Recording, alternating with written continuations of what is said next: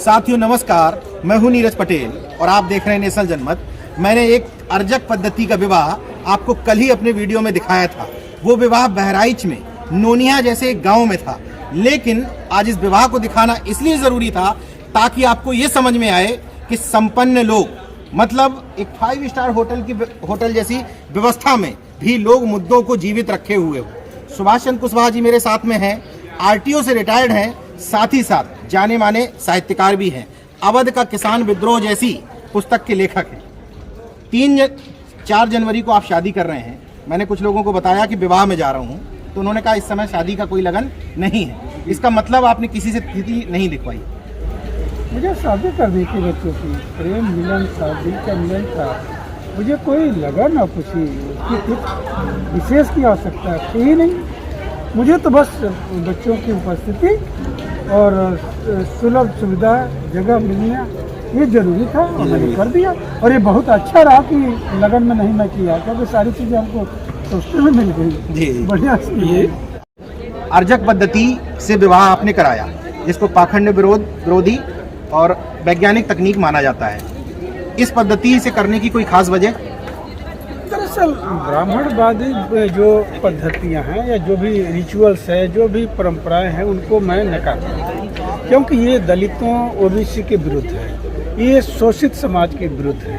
और मैं उसी समाज से आता हूं, तो जो चीज़ हमारे अस्तित्व के विरुद्ध है उसको नकारने के लिए आगे हमें आना पड़ेगा और मैं उसको करना चाहता हूँ और किया। अमूमन लोग ये कहते हैं, बहाना बनाते हैं कि हमारे घर के लोग नहीं मान रहे, हम अपने बेटों को कैसे समझाएं, बच्चियों को कैसे समझाएं। तो आप लड़के वाले थे, लड़की वालों को समझाने में कुछ तकलीफ हुई? कोई तकलीफ नहीं, और वो जानते हैं मेरी विचारधारा को, जानते हैं, उसका उन्होंने सम्मान किया। उन्होंने कहा बिल्कुल आप करिए, हमें उससे कोई आपत्ति नहीं है। बेटा और बहू दोनों डॉक्टर हैं। मैं इस वीडियो को जो दिखा रहा हूं आपको, उसकी एक वजह है।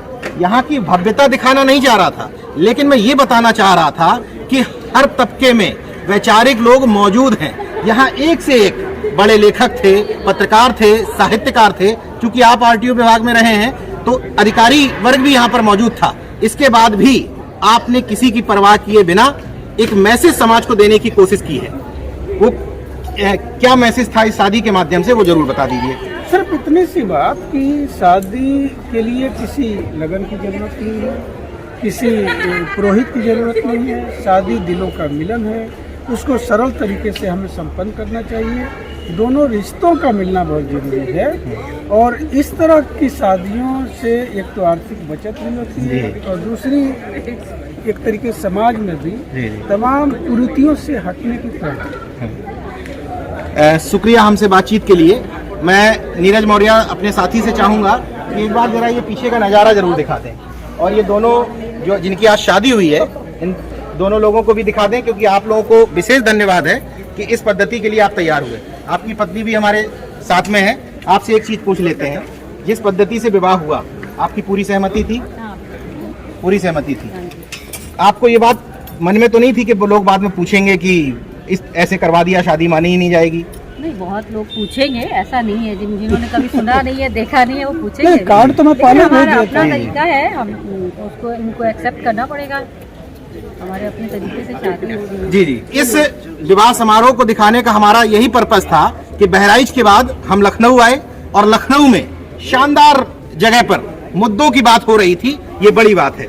ये हाथ में तस्वीर आप देखिए, सावित्रीबाई फूले और ज्योतिबा फूले यही इसी मंच पर दिए गए। मतलब आप इच्छा शक्ति दिखाइए, आप किसी भी पद पर हो, किसी भी जगह पर हो, निश्चित तौर पर मुद्दों की बात करते हैं तो आप अपने घर परिवार को, नाते रिश्तेदारों को अपनी बात मनवा ही लेंगे। देखते रहिए नेशनल जनमत, जागरूक और सजग बने रहिए। जय विज्ञान, जय संविधान।